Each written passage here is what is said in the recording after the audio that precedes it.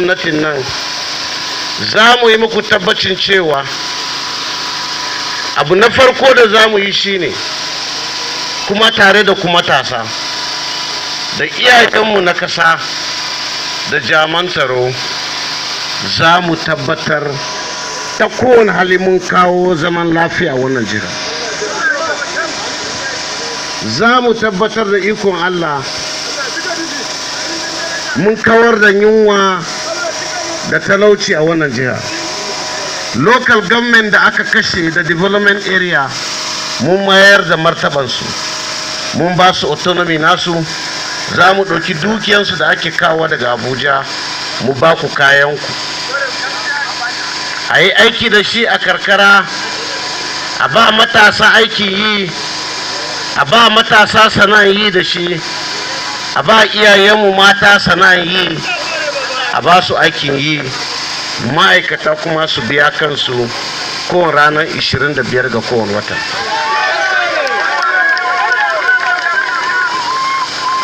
Idan Allah ya ba mu nasara, za mu tabbatar mun ba da inganci ga harkar kiwon lafiya.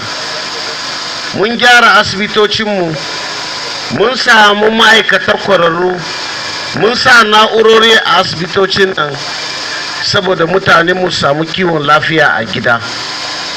Ba kamar abin da ake yi yanzu a wannan gwamnati.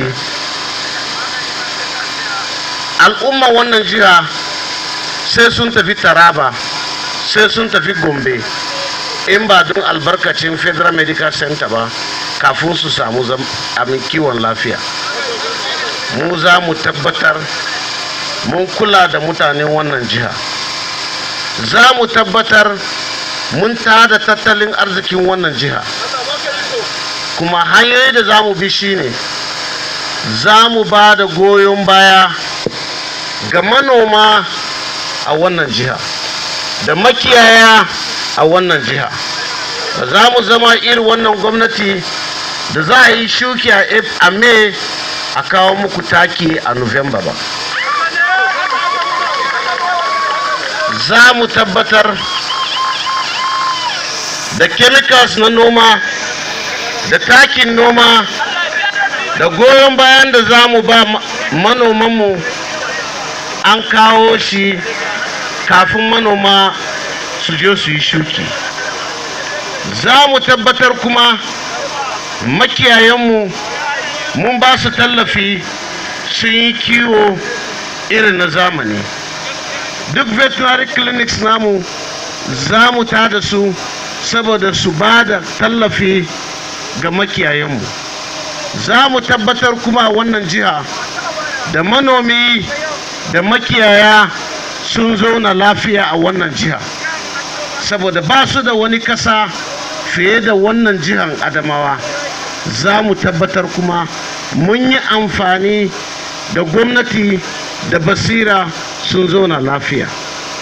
Ina so yi muku tabbaci matasa, idan Allah ya ba mu nasara bayan shekara 4 in mun dawo, za mu tabbatar da sama da rabin waɗannan matasa mun ba ku aikin yi a wannan jiha.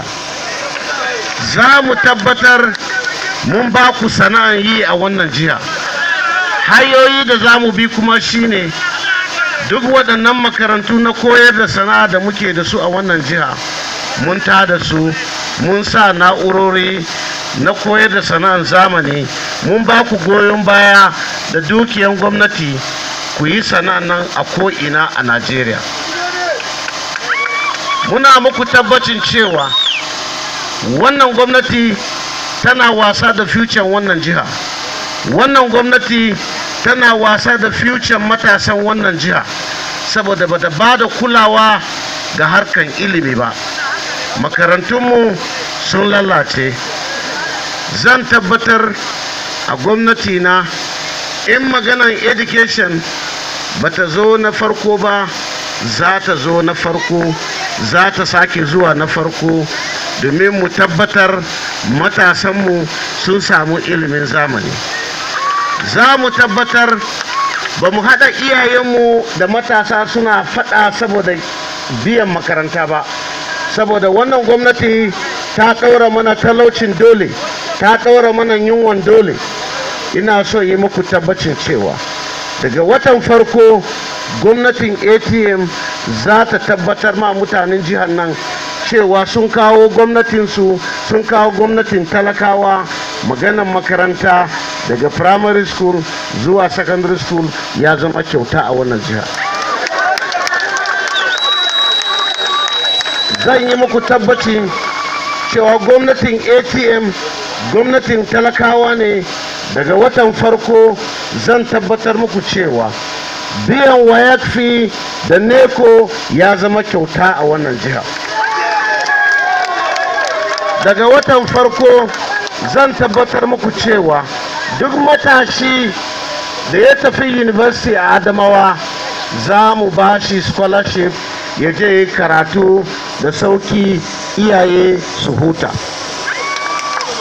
Ina muku tabbacin cewa duk ɗan Adamawa da ya tafi university yana karanta medicine, za mu tabbatar gwamnatin Adamawa ta ba shi tallafi na musamman saboda ya yi karatun nan da sauki, ya gama a cikin lokaci, kuma mu zo mu samu amfanin su a asibitocin da muke da su ba mu lafiya da kiwon lafiya.